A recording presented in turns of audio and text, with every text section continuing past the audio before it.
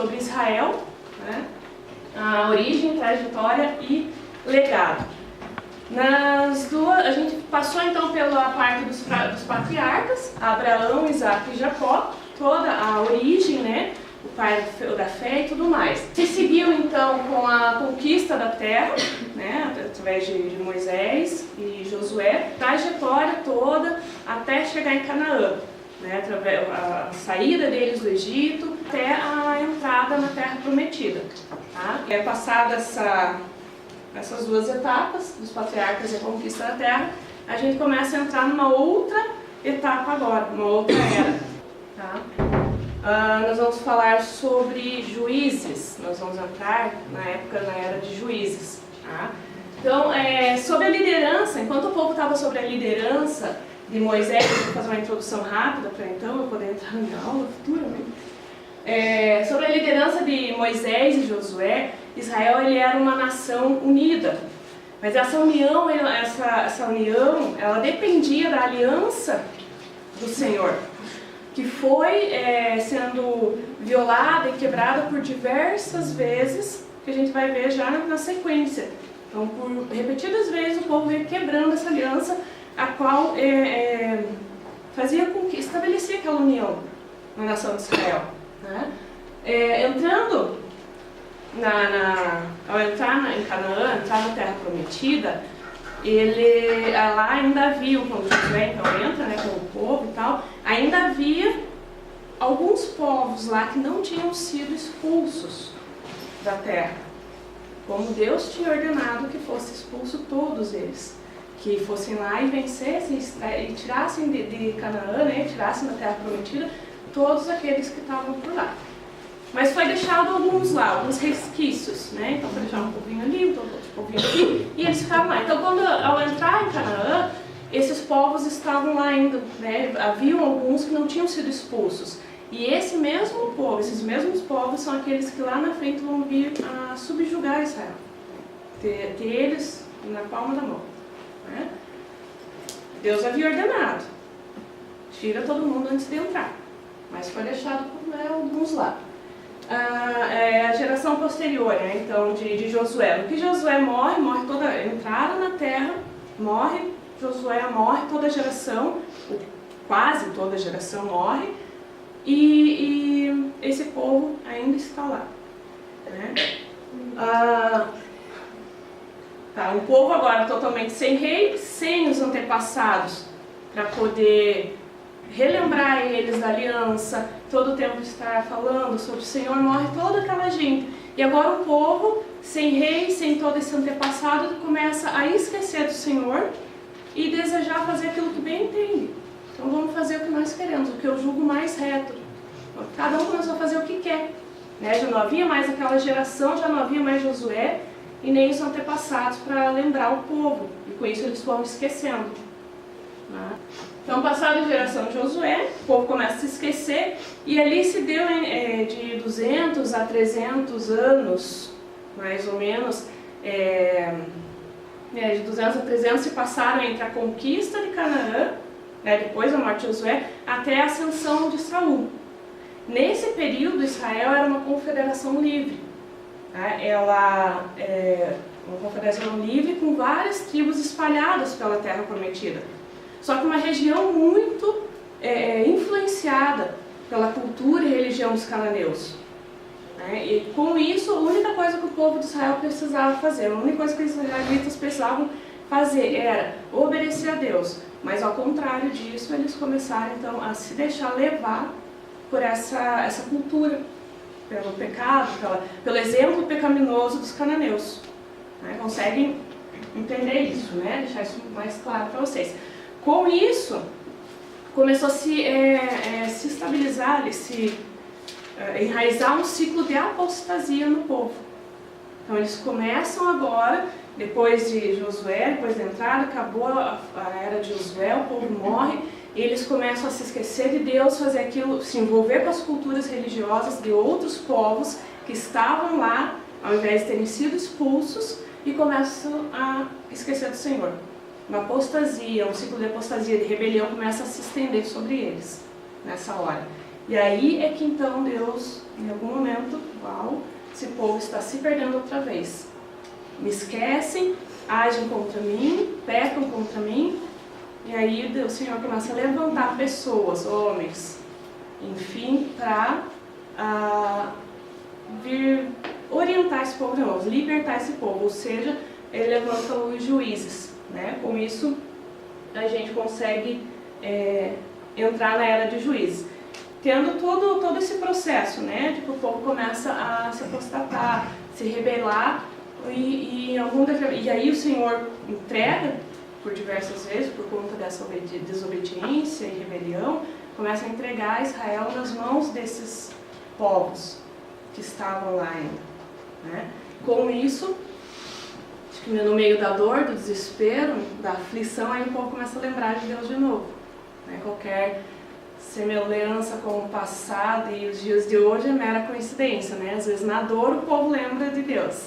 Então ele começa a lembrar e Israel então levanta clamores de aflição ao Senhor. E nesses clamores então ele levanta os juízes, por amor do seu povo, por misericórdia dele. Tá? E agora nós entramos verdadeiramente na era de juízes.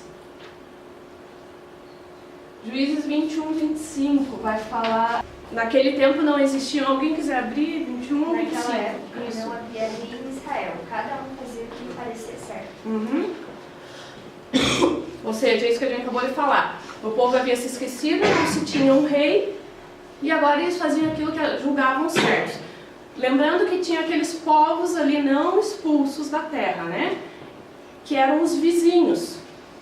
Então, além da cultura e da religião deles, que começava a afetar, a manipular, não sei se dá para dizer manipular, mas o povo começou a ser contaminado por essas culturas, ainda existia o fato de que esses povos tinham reis. E agora os israelitas começavam a desejar o mesmo que os vizinhos tinham. Não bastava só a cultura e a religião, então eles queriam também agora ter reis, um rei estabelecido como os povos vizinhos ali. Vamos abrir lá, 2, 11 ao 14 e outro, por gentileza, do 2, 16 ao 19. Então os filhos de Israel fizeram o que era mal aos olhos do Senhor, servindo aos Balaíns. Deixaram o Senhor, Deus de seus pais, que os havia tirado da terra do Egito, e seguiram outros deuses, os deuses dos povos que haviam ao redor deles, e os adoraram, e provocaram o Senhor a ira, porque deixaram o Senhor e serviram Baal e Astarote. A ira do Senhor se acendeu contra Israel, e ele os entregou nas mãos de ladrões que os despojavam do que possuíam. Ele os entregou nas mãos dos seus inimigos ao redor, e não puderam mais resistir a eles. Exatamente. Então, o povo se afasta do Senhor agora, começa a cultuar esses outros deuses por conta dos seus vizinhos que não haviam sido expulsos e se perdem, abandonam a Deus, esquecem do Senhor e se vem sobre eles então a ira de Deus. Eles atraem para eles a ira de Deus. E aí o Senhor entrega os israelitas nas mãos desses povos vizinhos, né? Na verdade ele entrega a primeira vez... Acho que vai estar no outro, então não vou contar agora, né? Vai estar no próximo ali. Então Yahvé levantou juízes, líderes que o libertaram das mãos daqueles que os atacavam para saquear. Mas não escutavam nem mesmo os seus juízes, e se prostituíram a outros deuses, e se prostraram diante deles. Depressa se afastaram do caminho que seus pais haviam seguido, obedientes aos mandamentos do Senhor, e não acompanharam a devoção de seus antepassados. Quando Yahvé lhes suscitava juízes, o Senhor estava com estes líderes e os salvava das mãos dos seus inimigos, durante todo o tempo em que vivia o juiz escolhido.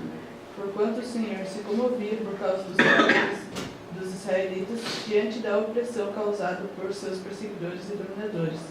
Mas assim que morria o juiz, os israelitas se reincindiam em seus erros e se tornavam ainda piores do que seus pais. Seguiam a outros deuses, serviam-nos e se prostituíam perante eles. e em nada renunciavam às más obras praticadas e o caminho obstinado que trilhavam. Fica claro para vocês esse texto? O que a palavra está tentando nos trazer? Veja, o povo ele começa repetidamente cair. Então eles se afastam do Senhor, se rebelam, começam a adorar outros deuses, se prostituir, viver outras culturas e religiões, enfim, esquecem tudo que os pais já haviam ensinado e trazem então e abandonam a Deus. Aí o Senhor levanta, por misericórdia, um juiz. A Bíblia fala que enquanto esse juiz vivia, aí o povo estava com o Senhor. No que eles morriam, o povo esquecia de tudo aquilo novo, esquecia de Deus de volta e voltava às práticas do pecado, aos erros e às traições, a quebra de aliança com o Senhor. Né? E aí levantava um clamor aflito, desesperado, e Deus levantava então novamente um outro juiz. E até que enquanto esse juiz estivesse com eles, o povo permanecia aliançado ao Senhor, permanecia fiel ao Senhor. Mas no que esses homens morriam, que esse juiz morria, eles voltavam. Por isso, o livro todo de Juízes, ele vai mostrar o quanto o povo vai quebrando a aliança, vai repetindo o engano, caindo de novo nas práticas do pecado, mas, sobretudo, quanto Deus permanece fiel. Quanto Deus é misericórdia, porque ainda que toda vez que eles clamavam, Deus levantava, morria, eles caíam. E ainda assim, mesmo nesse ciclo de rebelião e apostasia, toda vez que eles clamavam, Deus com misericórdia vinha sobre o seu povo e levantava alguém para libertar eles de novo da mão dos inimigos. Né? É interessante frisar que Juízes ele mostra o quanto Deus é fiel, ainda que nós sejamos infiéis. Ainda que eu seja infiel, Deus permanece fiel. Mas então é válido dizer, então significa que eu posso fazer o que eu quiser como esse povo que vivia caindo nas práticas do pecado e Deus vai permanecer fiel? Deus vai permanecer fiel. Ele é fiel à palavra dele, aos mandamentos que ele estabeleceu, aos seus preceitos. É fiel a um coração quebrantado e arrependido. Um exemplo mais prático. Eu, Ana, enquanto esposa, aqui com meu marido lindíssimo, se eu, porventura, decido quebrar a aliança que eu tenho com ele e começo a praticar, cair no engano e praticar pecados, e eu traio meu marido, eu sou infiel a ele, ou seja, eu estou quebrando a aliança que eu tenho com ele, a aliança que eu tenho em Deus, né, com ele. A minha infidelidade vai tornar a pessoa do Júnior infiel? Mas ele pode daí querer pagar na mesma moeda e vai ver. Não, estou falando, não é essa a questão. A questão é, a minha infidelidade vai tornar ele infiel? Não. A minha prática de infidelidade não vai tornar o Júnior infiel? Gente, é uma ilustração, vou usar dele, porque nós estamos aqui. Então, agora eu vou abrir o coração. Não, brincadeira. Então, assim, o Júnior não vai deixar de ser fiel ao caráter dele, fiel à aliança que ele tem com Deus, a aliança que ele tem comigo perante Deus. Ele permanece fiel. Eu tive práticas infiéis. Mas aí eu me arrependo e o Júnior de fato vê um arrependimento genuíno. Vamos lembrar que arrependimento não é remorso. Remorso só causa dor. Arrependimento causa transformação. Então eu tenho um arrependimento genuíno e o Júnior vê isso e eu clamo ao Senhor, eu clamo a Ele e eu abandono a prática do pecado. Então Ele me perdoa e me ajuda a restaurar essa aliança. O Júnior continuou sendo fiel a aliança que ele tinha com Deus. Mas não significa que eu não vou colher ou que eu não vou ter que responder pelos meus atos do pecado. Então Deus, ele permanece fiel, Deus é fiel, Deus nunca vai ser infiel. Mas aquilo que eu faça, e ainda que ele venha me perdoar, não significa que eu não vou colher as consequências dos meus atos, das minhas escolhas, do meu pecado. Se eu decidir quebrar a aliança, e depois o Senhor me perdoa, porque Ele é fiel à sua palavra, e a palavra diz que Deus não resiste a um coração quebrantado, e se houver um arrependimento genuíno, então Ele vem e nos perdoa por amor. Isso não significa que eu não vou ter consequências. A fidelidade dele não me isenta das consequências dos meus erros e escolha. Ainda que eu vá ter que... mas Deus vai jogar uma praga. Não, Deus não vai jogar praga nenhuma, gente. Fui eu que escolhi errar. Então eu vou ter que responder por isso. Deus vai permanecer fiel, ainda na minha infidelidade. A pessoa Deus, né? Esse seria me permitir, eu acho que uma coisa interessante que ilustra,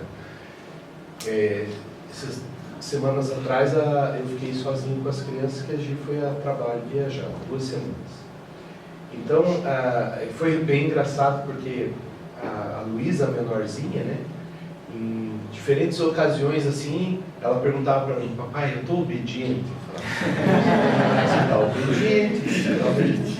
E se ela começava a pisar na bola, daí eu pegava e falava: ó, assim é feio, assim não é certo você fazer. Se ela gritava com a irmã, fazia qualquer coisa. Aí ela falava assim: papai, mas você me ama? Eu falava assim: amo. Então ela, assim, foram várias ocasiões e isso foi construindo até o dia que eu falei para ela: ó, filho, quando você obedece, o papai te ama. Quando você desobedece, o papai também te ama. E ela ficou assim. Só que a diferença é se o papai ama feliz ou o papai ama triste. Então, o papai sempre ama. Só que se você desobedecer, o papai fica triste. Mas quando você obedece, o papai fica feliz. Mas amar sempre. Agora, se ela tá... Às vezes eu vou lá corrigir ela alguma coisa, né, que ela está fazendo errado. Mas você me ama, né, papai? Eu falei: mas agora eu estou um pouco triste. Então, eu amo triste agora. Agora eu amo, mas eu estou triste. É bem isso, porque para quem tem filhos, vai, acho que entender um pouco melhor esse sentimento, ou filhos na fé vai entender esse sentimento, porque a gente não deixa de amar eles porque eles desobedeceram, mas causa uma tristeza em nós, cada desobediência deles. E como pais, a gente acaba tendo que ir lá e corrigi-los, né? E eles acabam tendo uma consequência daquela desobediência, seja ela, né, a maneira de cada pai educa, seja um cantinho, né, de pensamento, seja uma varada, enfim, eles têm que ir lá e retratar o erro deles. E é importantíssimo isso, assim, porque hoje de manhã até antes de aula, a gente estava conversando com a Gisele, tudo na vida, a criança precisa aprender de pequeno, que tudo a gente tem consequências. Então, e é muito interessante, eu tive aulas atrás, a gente falou de Moisés. Moisés foi um cara que andou com Deus de uma forma como poucos. E teve uma revelação de Deus que poucos têm. Ou que poucos tiveram. É uma coisa assim excepcional, o trato de Deus com ele. Não impediu dele perder de entrar na terra. Porque a Bíblia também fala que muito é dado, muito mais será cobrado. Então essas coisas, o amor de Deus... sem a justiça dele, tudo tem que ser temperado. Eu vim pensando isso antes de vir para a aula, eu vim pensando assim, tudo tem que ser... Eu não posso abrir mão de algo meu, do meu caráter. Por exemplo, eu posso eu posso estar certo numa situação. Mas se eu agir de forma errada, quebrando outros princípios, acontece aquilo da gente perder a razão, né? Eu tinha razão, porque eu, apesar de estar com a razão, agi de forma a quebrar outros princípios. E aí eu me coloquei numa situação ruim, né? Então tudo é equilibrado. Com os filhos é assim, na vida é assim, e Deus não age de outra forma, né? Esses dias eu vi até uma frase assim, mais ou menos assim, né? Amor sem justiça é sensualidade, né? Deus ele trabalha nos dois frontes, em equilíbrio, ele é completo. Então isso é bem interessante, você vê, Deus permanece fiel, porque Ele é fiel, é um princípio dele. Agora, o que vai acontecer com essas pessoas, né, ou conosco, se rompermos nossas alianças com eles, são as consequências, mas Ele não deixa de permanecer fiel. Por isso, sempre que a gente tem um olhar para trás, a porta continua aberta. Porque senão a gente cai cai naquilo de, tudo que está acontecendo comigo é culpa de Deus, né? Meu Deus, nossa, Deus não olha para mim. Infelizmente cansei de ouvir isso. Deus não olha mais para mim porque a minha vida está uma desgraça. Deus me esqueceu. Que Deus é esse? Pessoas crentes ou que já foram cristãs, né? Não sei se dá para dizer que provaram de Deus, para pensar assim hoje, enfim, né? Cada um tem seus motivos e razões, mas se a gente não enxerga dessa maneira de que Deus ele permanece fiel porque Ele é fiel, e isso tudo que está acontecendo na minha vida foram consequências das minhas escolhas, eu começo a culpar Deus, eu começo a dizer que não, Deus escolheu alguns para ser feliz, como eu escutei recentemente, não, Deus já determinou algumas pessoas para serem felizes e outras para serem infelizes. Eu não conheço esse Deus e nem quero conhecer. Né? Porque Deus ele não age dessa maneira, na minha percepção. Tá? Então a pessoa passou a acreditar, detalhe, por escolhas, né? Primeiro de se afastar do Senhor, de quebrar a aliança que ela tinha com Deus, e se afastando dos caminhos corretos de santidade, tomando escolhas erradas, caindo cada vez mais num poço. E aí as consequências vieram. E nessas consequências, então, a pessoa começou a achar que Deus escolheu alguns, você é para ser feliz, vocês é para ser infeliz, ou vice-versa, acho que não tem. E não, foram consequências, gente. É muito mais fácil, né? Culpar Deus. Ontem. Ou nas pessoas. Exatamente. Mas é difícil reconhecer. Que tem culpa. Que o caminho de volta é difícil.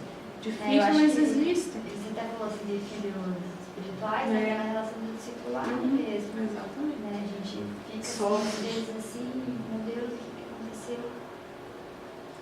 Onde foi que eu errei, né? Não, às vezes, claro que a gente também erra como discipulador, né? Mas sim, são escolhas das pessoas. Exatamente, a gente cai. É muito mais. Ontem foi pregado sobre isso, né? É muito mais fácil, acho que foi ontem que foi falado sobre isso, no culto, não lembro? Eu vi ontem isso, sobre é muito mais fácil ocupar as pessoas, ocupar Deus, do que eu reconhecer que eu errei. Olha, eu errei, estou em pecado, ou estive em pecado, eu errei, a culpa foi minha de estar nessa situação, a culpa foi dos israelitas de estarem nessa situação, não foi Deus que... hoje eu acordei irado e eu quero entregar vocês na mão dos inimigos. Não. Eles desobedeceram, eles se envolveram com outras práticas pecaminosas agora e não mais de santidade. Falando da relação de filhos, essa semana que passou, o Felipe fez uma comigo, né? E é bem isso, nossa, a gente olha e fala, meu Deus, eu amo tanto, é meu filho, saiu daqui, é minha carne. E o que ele fez me deixou com o coração extremamente triste. E é adolescente. É uma fase que meu Senhor amado me dá. Me capacita, Deus. E ele fez. Já passou da idade da varinha, né? Aí tem que ter outras estratégias, né? Sabedoria de Deus para poder orientar nessa fase. E foi muito. Assim. Não vou dizer que natural, sei lá, bom, é natural, porque é da natureza humana, mas ele fez algo assim muito impulsivo, muito natural, e aquilo rachou meu coração, me deixou muito triste, muito. Eu deixei de amar meu filho? Jamais. Nunca vou deixar de amar ele, não importa o que aconteça. Aí o Júnior, vendo a situação, só de olho, não se manifestou no momento, o homem sabe do Senhor, e eu amo você, mas agora eu quero socar você. Eu vou pro meu quarto, é muito triste. Mas permaneci com a minha cara de planta naquele momento. Falei, gente, não acredito que ele fez isso. Passou um dia, o Júnior chamou o Felipe e falou, escuta, ontem você fez isso com a sua mãe, isso não é atitude. E começou a falar, né? Primeiro que nós não te ensinamos isso. Segundo, porque isso não condiz com as práticas corretas. E começou a conversar com ele e você tem que retratar o teu erro. Era muito mais fácil o Júnior só dar o sermão nele, aplicar a correção e dizer, agora eu vou lá conversar com sua mãe para ela não ficar mais triste. A sua mãe está triste, sim, ela não deixou de te amar, mas ela está triste com você. Você mesmo que fez essa cagada, né, cometeu esse impulso, você vai lá resolver. A consequência dele era ter que vir resolver comigo. Um adolescente, um filho, acho que a gente já foi filho, né? Tem que ir lá, mãe, pai, eu errei ainda aqui na nossa, não sei se todo mundo teve essa mesma oportunidade, mas a gente foi criado num lar cristão, então a gente não resolvia, né? A coisa ficava. Mas para quem é criado num lar cristão, acredito que os pais ensinam, vai lá e resolve. E o Júnior fez com que ele viesse resolver. E ele é muito tímido, né? Então ele chegou lá no explicando a diferença de desculpa e perdão. Você não vai pedir desculpa para sua mãe. Pedir desculpa a qualquer um dá. Você vai lá e vai pedir perdão. Primeiro você vai entender o que você fez e você vai lá pedir perdão. E aí ele entrou, né, no pai depois, passado uns dias, conversou comigo, ia pedir perdão, mas todo tímido, todo... Então, existe, ainda que, mas era uma consequência pequena, não, era uma consequência para ele. Eu ter que ir lá, encarar minha mãe, saber que ela ficou triste, ter levado bronca do meu pai, e agora ter que ir lá pedir perdão e me retratar. Né? E claro que ele entendeu depois também que isso entristece o coração de Deus. Né? Quando ele faz para mim, o que ele está fazendo também para o Senhor. Mas que da mesma maneira que nós não deixamos de amar Ele, Deus também não deixa. E assim era com o povo aqui e com nós hoje em dia. Né? Fica clara essa questão do porquê então que Deus começa a entregar os israelitas nas mãos desse povo todo e dos inimigos, e porquê então Deus levanta esses juízes e entra essa era, né, de juízes na Bíblia. Fica claro, gente, assim, não quero que vocês saiam daqui com dúvidas, apesar de ter que passar meio corridão, não quero que saiam com dúvida. Tá? Alguém quer colocar alguma coisa? Fale. Uma coisa que eu acho interessante pontuar é que a consequência, né, e antes dela acontecer, tem o ato da escolha, né? E a ira de Deus, ela foi muito significativa, porque o povo de Israel já tinha conhecimento da história, do que aconteceu, do que Deus fez para o povo, e ainda assim escolheu errar, né? E ainda assim escolheu caminhar para um sentido que Deus falou que não era para seguir, né? E as consequências, né? As consequências, enfim, são naturais, mas o relacionamento com Deus, né, entre o povo de Israel e Deus, na verdade, foi muito machucado, foi muito severamente distanciado a ponto de irar a Deus em função do conhecimento que o povo tinha, né? E o livre-arbítrio, que querendo ou não é algo que é uma bênção, né? Ao mesmo tempo ele é uma bênção na vida do ser humano, pode ser como algo negativo, né? Mas em função disso, né, do conhecimento que eles tinham e das escolhas que foram levadas, né, tomadas, o povo de Israel acabou de fato irando, né, a presença de Deus, né? Daí acho que chega naquela situação também, né, do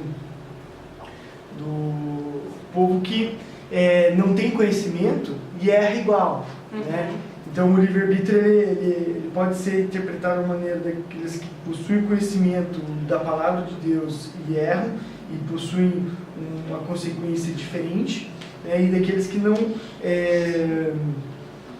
possuem conhecimento da palavra e erram também e a consequência é diferente, né? Enfim, são momentos diferentes na vida e do livre-arbítrio que interfere no seu relacionamento com Deus, né? Então, a pessoa que peca antes de conhecer a palavra, antes de ter o conhecimento da palavra, não significa que ela não vai sofrer as consequências. Vai também, mas são várias feridas, né, que ela vai agregar em seu corpo, mas que no momento que ela conhecer a palavra, a primeira presença e relacionamento com Deus vai ser, a abordagem de Deus na vida das pessoas vai ser diferente, a limpeza e o transformar vai ser diferente.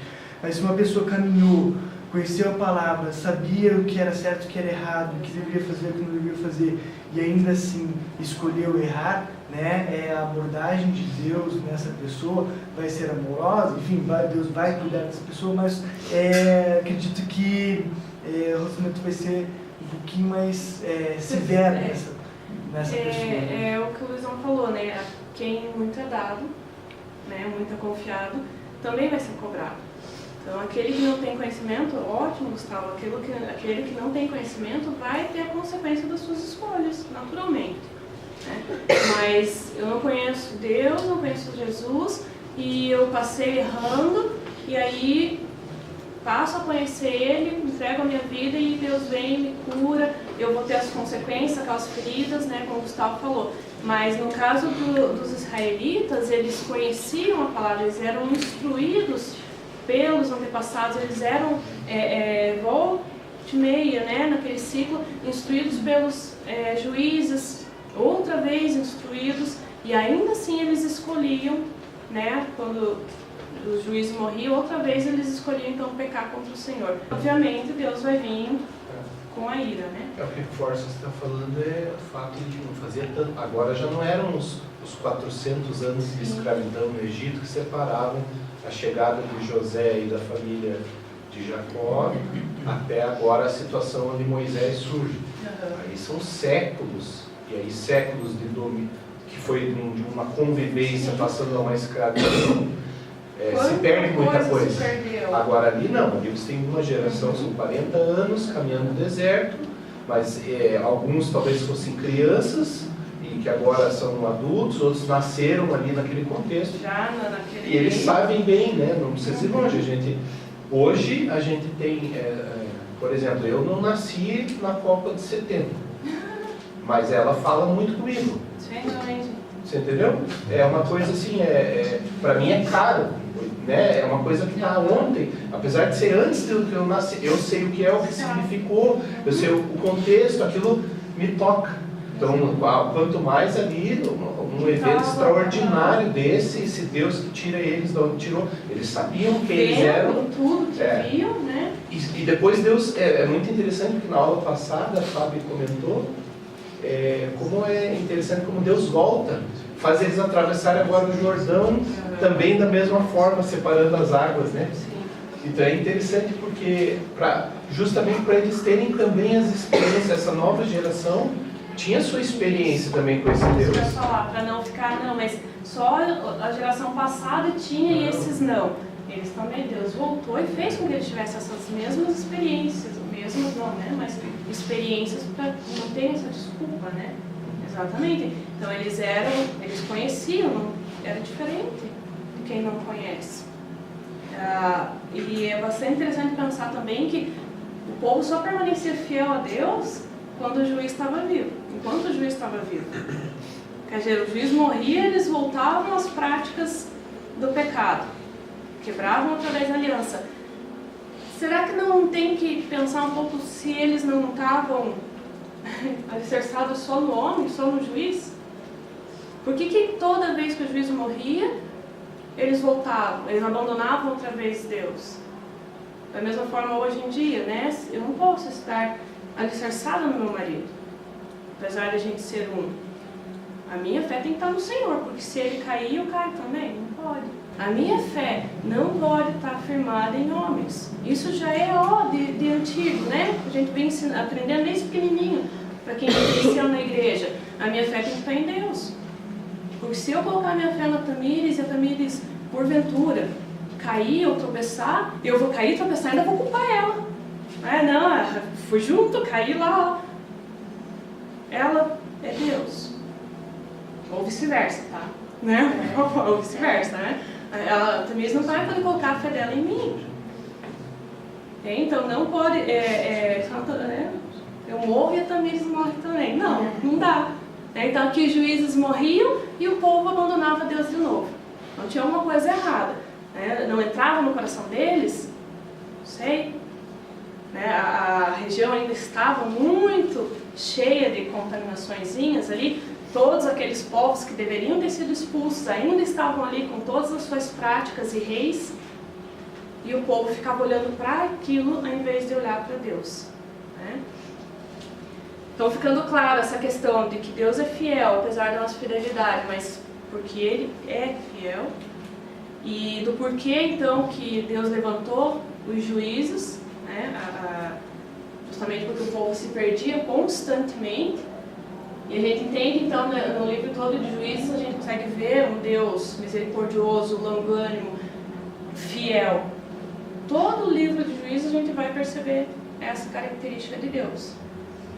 E aí a gente entra... Ah, tá, só deixa eu passar umas curiosidades. Só não põe a figurinha. Não, você me quer, certo?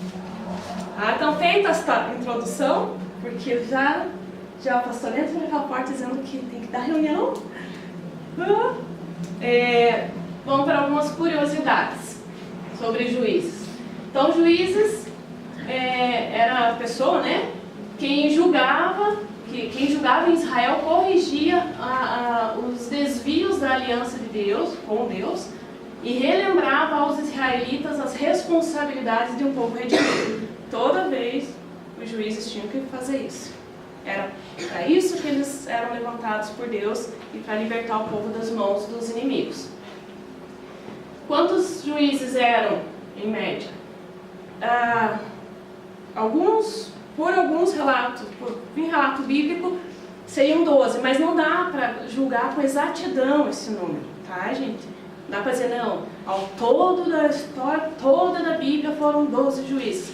Porque existiam outros que não foram denominados juízes, mas que tinham uma função parecida. Então, não dá para julgar com exatidão que eram 12. 12 de uma vez ou 12 ao longo? Ao longo. E cada vez que os israelitas caíam, Deus levantava um.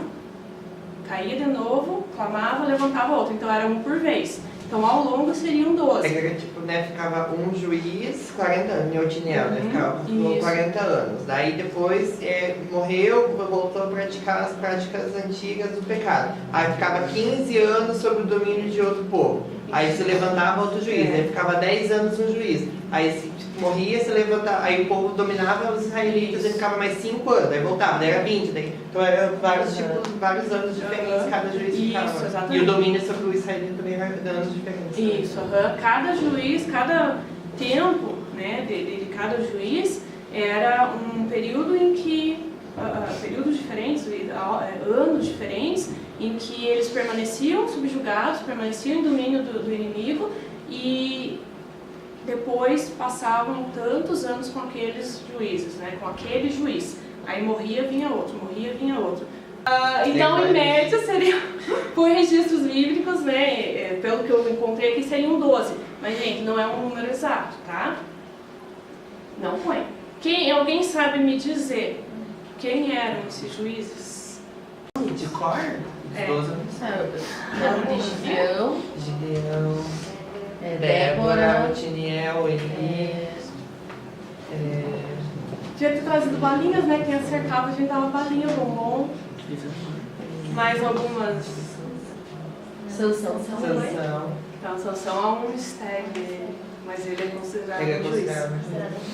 Ele tem uns nomes mais diferentes, né? Otoniel, Eude, Sangar, Débora, Baraque, Gideão, Abimeleque, Tolá, Jair, Jefté, Ibzan, Elom, Abdom e Sansão. Eu ia perguntar se alguém arriscava dizer que houve alguma mulher no meio de juízes ali, né? Mas já... Aula que vem. Já me deram um spoiler, né? E ficando de dica para aula que vem, que vamos falar da mulher juiz, né? Então, abre ali para mim. Quais eram os juízes nesse contexto de 12, tá? Sem a gente imaginar os demais. A Bíblia, não sei se ficou na frente, né? Há como profetas maiores e menores, sabe? Tem aquela divisão. Enfim, eles não são menores porque tinham menos importância ou porque tinham menos autoridade de Deus ou coisa do gênero, não. A Bíblia a gente só classifica como menores porque a Bíblia fala menos deles. Não tem tantos relatos a respeito deles, é muito breve, é um tempo muito rápido. E os maiores pelo mesmo sentido, porque é mais enfatizado eles, tem uma história maior relatada na palavra em relação a eles. Então, isso que eu ia falar, gente, quem tem caderninho, anote, é muito bacana a gente saber esse tipo de coisa. Então, os juízes maiores, né, seriam Otiniel, ou Otoniel, depois a gente vai falar sobre isso. Otiniel, Iude, Débora, Gideão, Jefté e Sansão. E aí os que são julgados menores, Sangar, Tola, sei lá, é estranho, porque a gente vai falar, ai seu Tola, olha essa Tola. Jair, Ribezan, Elon e Abidom. Acho que a Amorim falou outros que não estão aqui, né? Mas tem Eli também, que já está aqui. Isso, ele tem Eli, Samuel, a gente não pode esquecer de Samuel. Por isso que eu falo, gente, isso aqui são Mas acho que eles são dentro do livro registros, dos juízes, porque Eli já está em 1 Samuel. Isso, exatamente. Então a gente não vai colocar Samuel, a gente não vai abordar Samuel agora, dentro do livro de Juízes. Então, dentro de Juízes, a gente encontra esses 12. Mas, como falei, não são números exatos. No decorrer de toda a Bíblia, a gente encontra outros, como Eli, Samuel, e assim vai. Alguns outros que a Amorim citou ali também. Otiniel ou Otoniel. Tá? Algumas traduções, algumas versões, enfim, a gente vai encontrar o nome dele como Otiniel. Em outros, como Otoniel. Alguém sabe? Não, porque eu já coloquei, né? Eu ia perguntar se tem diferença. Alguém sabe a diferença deles? Além da ortográfica. Sabe, Marinho? Otoniel é mais bonito. Eu acho Otiniel mais bonito. Otoniel é estranho. Mas assim, é apenas uma diferença ortográfica. Segundo Júnior, ele tem... Segundo o profeta Júnior, é isso que... Otoniel, ele No grego, a diferença vai no grego, lá na tradução. Ele tem uma tradução que altera do grego para cá e aí traz o significado do nome Otiniel. Consertou, Acho que, se não me engano, Não, ele Deus é para perfeito. sempre. Quer dizer, não, ele é perfeito, mas ele é lindo. Grego ou hebraico? É isso que a gente não por isso que eu se não aprofundou, defino porque ele, inclusive, ele falou, tem que ver lá a tradução do nome. Ele é mais... Porra, Luizão! Era minha deixa, Luizão! Não quebra, né? O Júnior é mais ligado nessa questão de, eu vou ver a tradução desse nome. O que significa esse nome? Eu nunca... Pra mim é o nome, eu não me atento a esse detalhe. Mas É legal, porque antigamente a importante. era daquilo que acontecia. Exatamente, porque eles davam uns nomes, tipo, Betseba, nossa, cara, a gente não é. São uns nomes muito estranhos, mas que tem todo um significado. O Júnior vai atrás desse significado dele, sempre tá me falando lá o que é, o que não é. Porque a gente não se aprofundou nisso, né? A gente vai ter que trazer um tadinho. Então vamos lá, Otiniel. Ele vem da tribo de Judá, tá? Ele era da tribo de Judá, filho de Kenaz, o irmão mais novo de Caleb. Então vamos se ligando nisso. Filho de Kenaz, irmão mais novo de Caleb. Sendo assim, entende-se que Otiniel era sobrinho, era parente de Caleb. Porém, passado, e depois eu vou pedir que vocês leiam em casa, todo Juízes 1, para entender essa questão do casamento dele e tal, como que se dá o casamento dele, ele vem em casa com Axa, que é a filha de Caleb. Então a gente imagina, pelos relatos, pela genealogia, acho que se eu não me engano, em Crônicas, Coríntios, vai escrever direitinho a genealogia deles. Só não lembro, por isso que eu não vou citar, mas tem mais lá pra frente a genealogia certinha. Mas ele casa com Axa, que é filha de Caleb, ou seja, a gente entende que eles são primos. Dá esse entendimento. Aí é interessante vocês lerem. Vamos pegar ali, ó. Juízes 1 tem 12 e 13, mas depois leia em casa um todo. 12 e 13. Vamos deixar aqui. E disse Caleb: darei minha filha Axa em casamento ao homem que atacar e conquistar Kiriat-Sefer. E Otiniel, filho de Kenaz, irmão mais novo de Caleb, conquistou a terra, por isso Caleb lhe deu a sua filha Axa por mulher. Então Caleb promete a filha, né, para quem fosse lá e conquistasse esses nomes estranhos aqui, Kiriat, tá? E ele casa com Axa. A Axa a Bíblia fala que ela é uma mulher um pouquinho mandona, um pouquinho persuasiva. Por isso que eu falei o capítulo todo 1, é bem bacana. Vocês vão entender um pouco da personalidade de Axa, vão entender como que foi o casamento deles. E aí ela vai para Otiniel, a Axa vai para Otiniel e convence ele, né, com um jeitinho meio, ou você vai ter problemas em casa, convence ele de ir pedir para Caleb um pedaço de terra lá. E aí Otiniel chega lá para Caleb e fala, ó, agora eu conquistei, já casei com sua filha e eu quero determinado pedaço de terra lá. E ele vai lá e embora com Axa e fica por lá. Esse não é o foco principal, por isso que eu quero que vocês leiam isso em casa e entendam o casamento dele. Tá? Então a gente vai lá para o Juízes 3, do 7 ao 9. Pedir que alguém abra do 7 ao 9. Outro, já deixe prontinho 10 e depois o 11. Para que a gente entenda um pouco. Isso, é toda sequência. Mas é que não sei se a pessoa... Bom, se alguém quiser ler já direto... Não, mas eu preciso ler assim, senão eu me perco, tá, gente? Não, lê uma pessoa... Isso, lê alguém para mim o 3, do 7 ao 9, porque agora a gente vai começar a entender qual é o papel e a importância de Otiniel nessa era de juízes. Por que que Deus levanta Otiniel? E como que ele levanta? E o que ele faz com isso? Então, 3, do 7 ao 9, alguém? Vamos lá. Os filhos de Israel fizeram o que era mal perante o Senhor e se esqueceram do Senhor, seu Deus, e renderam culto aos Baalins e ao poste ídolo.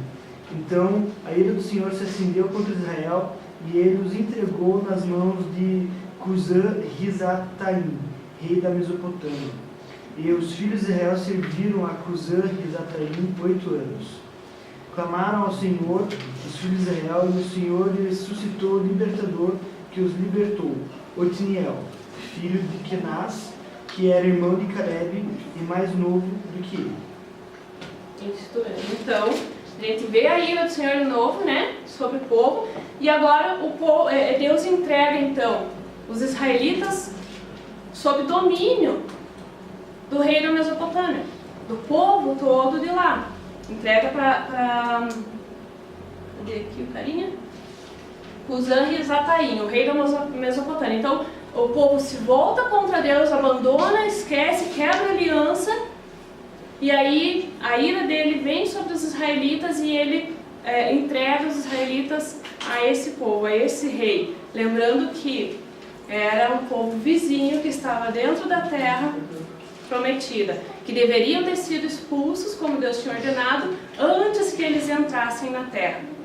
Agora, por conta desse envolvimento pecaminoso, o Senhor entrega Israel na mão desse povo da Mesopotâmia. E eles permanecem sob domínio desses inimigos por 8 anos. Subjugados a eles de novo, Israel se torna escravo, de alguma maneira. Se torna por 8 anos subjugados a ele. E aí então, o texto vai seguir dizendo que o Senhor levantou Otiniel, né? Houve o clamor, então agora o povo se ligou do que tinha feito, ou a Bíblia fala ali, é um clamor aflito. Então, na aflição, acho que o povo estava tão aflito já, desesperado, droga, viramos escravos de novo, esse povo aqui estamos dominados por ele, e eles lembram do Senhor e clamam a Deus. Nesse clamor, Deus ouve, vem com sua misericórdia, com sua fidelidade. Lembrando, Deus, ele permanece fiel. O meu povo clamou a mim, eu preciso ser fiel ao que eu já tenho dito. Que eu viria quando houvesse um clamor, quando houvesse um coração quebrantado. Então ele vem agora e levanta Otiniel para retirar Israel da mão deles. E aí vai falar lá, o Espírito do Senhor, no 10, tá? O Espírito do Senhor veio sobre ele, de modo que liderou Israel e foi à guerra. O Senhor entregou Cusã-Risataim, rei da Mesopotâmia, nas mãos de Otiniel, que prevaleceu contra ele.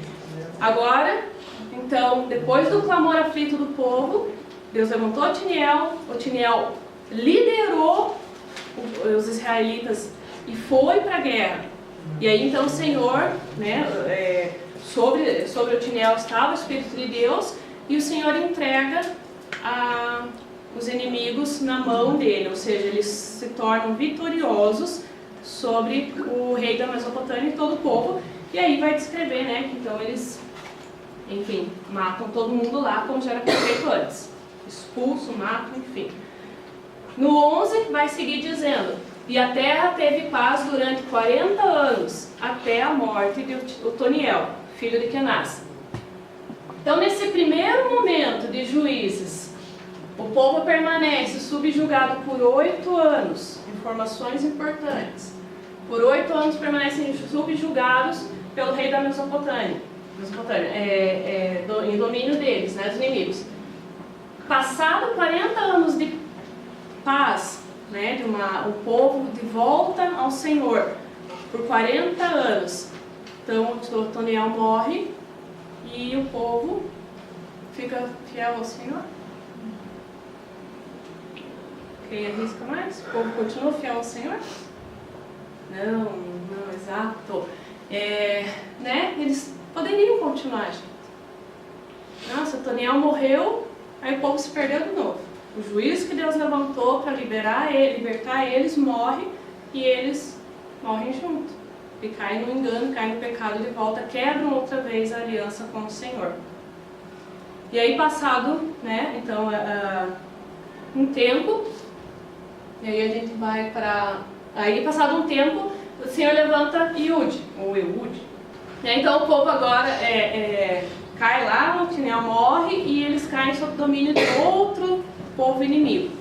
E aí, mais uma vez, no clamor, então Deus levanta agora outro juiz, que é o Eude. Então vamos ler. Gente, a história desse cara é fantástica. Eu já gostava de Otoniel, mas a hora que eu comecei a ler a dele, eu falei, meu Deus, como que esse cara matou o rei? Foi incrível.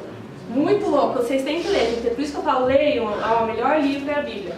Tem histórias fantásticas. Então vamos pegar lá, deixa eu apresentar o nosso amigo. Iude, né, ele veio então da tribo de Benjamim, filho de Gera, e a Bíblia diz que ele é um homem canhoto. Este homem é canhoto, tá? Não o pai dele. Ficou inverso ali. Então a Bíblia fala que Iude é um homem canhoto. Né? Ele veio então de Benjamim, e o pai dele era o Gera. As informações da Bíblia. Canhoto. Mas tem um Mas é igual tipo, as formas de morte. Porque a forma que ele matou o rei, ele pensou que ia cá direita. Já vou detalhar isso, sai. Já sai o porquê disso. Mas muito incrível, realmente, não imaginava. Ele é canhoto igual eu. Nossa, Júnior, parabéns. Gente, vou acreditar nele. Vamos ignorar essa parte e vamos abrir, gente, por favor. Juízes 3 é uma sequência, ele vai dando sequência, né? Do 12 ao 14. 14, daí dá uma pausinha e o 15 também. Vamos pegar aqui, 12. Mais uma vez, os israelitas fizeram o que o Senhor lhe prova. E por isso o Senhor deu a Eglon, rei de Moabe, poder sobre Israel. Conseguindo uma aliança com os amonitas e com os amalequitas, Eglon veio e derrotou Israel e conquistou a cidade das palmeiras. Os israelitas ficaram sob o domínio de Eglon, rei de Moabe, durante 18 anos. 18 anos, então agora, né, esse período, os israelitas ficam sob o domínio dos moabitas, né, do rei de Moabe, por 18 anos. A primeira vez foi por 8 anos, agora são 18 anos. E aí o povo, no 15, clama ao Senhor. Novamente os israelitas clamaram ao Senhor, que lhes deu um libertador chamado Eude, homem canhoto, filho do benjamita Gera. Os israelitas o enviaram com o pagamento de tributos a Eglon, rei de Moabe. Exatamente. Então o povo clama, Deus levanta Eude agora para ir libertar os israelitas das mãos do rei de Moabe, né, o Eglon. E aí os israelitas enviam então Eude para pagar esses impostos, né, os tributos ao rei. Claro que já creio eu, num drama todo, né, uma tramóia toda ali, já com o intuito de realmente ir lá e libertar. Aí vai seguir ali no 16, 24 a história dele. como que vai descrever como que era o rei.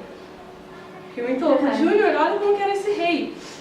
Eude havia, vamos pegar o 16 ao 24. Eude havia feito uma espada de 2 gumes. Todo mundo sabe que é uma espada de 2 gumes, né? A faca ou espada que tem a lâmina dos 2 ladinhos e ela corta. Você pode descascar uma laranja dos 2 lados. Você quer dar laranja? De 45 centímetros de comprimento. E tinha amarrado na coxa direita, debaixo da roupa. O cara era canhoto. Direita e esquerda. O cara era canhoto. Olha que linda. O cara era. Eude era canhoto e ele faz uma faca de 2 gumes e amarra na perna direita. Qual é a lógica e sentido disso? Não sei. Vamos lá, seguindo. Ele entregou o tributo a Eglon, rei de Moab, homem muito gordo. A minha tradução fala isso. A minha também. Fala homem muito gordo. Gente, por que dessa... Veja, a Bíblia não citaria esses detalhes se não houvesse uma real importância. Né? Por que ia se dar o trabalho de citar esses detalhes? Tem riqueza nisso, e tem mistério nisso. Mistério. Deixa eu voltar à minha didática. Me perdi, meu Deus. 18, vamos lá. Então, lembrando, rei de Moab, Eglon era muito gordo. O cara fez canhoto e deixou a faca na perna direita. Em seguida, Eude mandou embora os carregadores junto aos ídolos que estão perto de Gilgal. Ele voltou ao rei e disse: tenho uma mensagem secreta para ti, ó rei. O rei respondeu: calado. Todos os auxiliares saíram da sua presença. Eude se aproximou-se do rei, outra vez, que estava sentado sozinho na sala superior do palácio de verão. Não era inverno. E repetiu: tenho uma mensagem de Deus para ti. A ousadia do cara, a autoridade dele. Quando o rei se levantou do trono, ou seja, o rei não permaneceu, o rei grandão, muito gordo, não permaneceu sentadinho. Ele se levantou, o cara já era grande, ele ainda se levanta. Então imagina o tamanho desse homem, como que ele ficou lá. Onde eu tô? 21, obrigada. Eude estendeu a mão esquerda, apanhou a espada da sua coxa direita. A lógica seria: a mão direita tira a espada da perna direita. É muito mais prático. É do outro jeito mesmo. Pro guerreiro, pro soldado é o contrário. Mas pra mim, gente, uma pessoa comum, é mais fácil. Tá na minha perna direita, minha mão direita, eu já saco a arma aqui mesmo. Eu acho que o esquerdo ali, né, traz mesmo. É isso que eu quero, porque incitar vocês a pensarem. Você pega eu penso na frente de batalha, né, eram muitos homens. Todo mundo tinha o costume de fazer o quê? Isso daqui, né, mão direita e punha a espada. Isso. Daí o cara se levanta, o que ele vai fazer com a mão esquerda? Eu acho que sei lá, né, o rei pensou, o cara vamos chamar a espada. Coçar a perna. Foi coçar a perna. É isso. Por que eu quero frisar essas coisinhas? Não era normal, um canhoto, eu imagino isso. Eu quero levar vocês a pensar nesses detalhes. Por que o cara fez ao contrário daquilo que se é normalmente? Eu pensaria dessa mesma maneira. Pô, o rei não ia imaginar isso, ele ia imaginar o comum. O rei ia imaginar que se fosse atacar, seria com a mão direita na perna esquerda, né? Não a mão esquerda na perna direita. Mas como ele era canhoto, ele tinha que fazer da outra forma. Olha como Deus levanta, sabendo tudo que ele vai fazer com detalhes. Pelo correto seria, né, a mão direita para a perna esquerda. Mas Deus levanta um juiz canhoto, que vai fazer o contrário do movimento que o rei espera. Isso são pensamentos nossos, só para a gente poder ir abrindo um pouco mais esse meditar da palavra, extrair essas riquezas. Onde foi? Vamos lá? Eude estendeu a mão esquerda, apanhou a espada da sua coxa direita e cravou na barriga do rei. até o cabo penetrou a lâmina, e como não tirou a espada, a gordura se fechou sobre ela. Então o homem era grande, né? Porque ele enfiou a espada até o cabo, e aí toda a pele, toda a 45 gordura, centímetros mais. boa, 45 centímetros mais.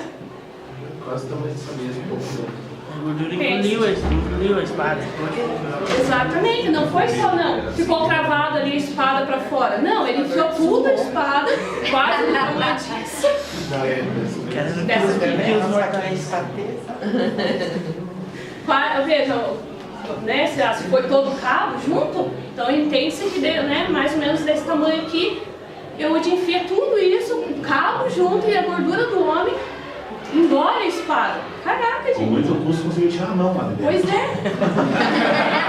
Não, a Bíblia não fala isso, mas eu fiquei imaginando.